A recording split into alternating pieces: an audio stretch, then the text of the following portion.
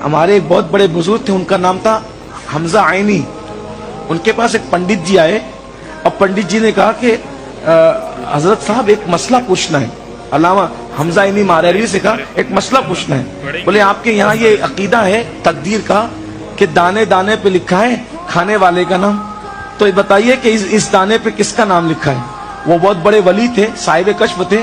उन्होंने कहा पंडित जी ये जो चावल के दाने हैं ना, इन पर काशगंज में, मारेरा शरीफ के करीब एक छोटा सा गांव है, काशगंज में एक पीपल का दरख्त है, उस पर हंस का जोड़ा रहता है, ये उनके मुकद्दर में लिखा हुआ।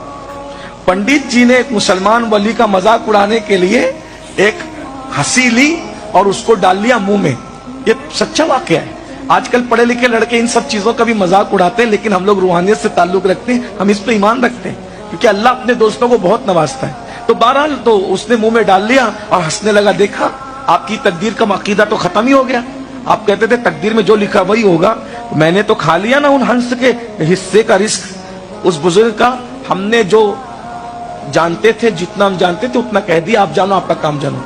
पंडित जी उसको खाकर पेट में दर्द हुआ, इतना इलाज कराया, कोई इलाज काम ना आया।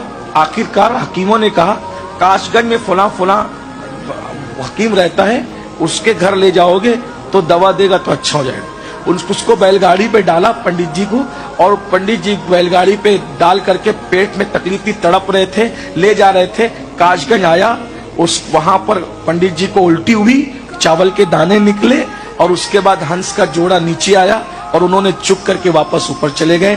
तब पंडित को पता चला कि किसी की तकदीर का दाना कोई नहीं खा सकता।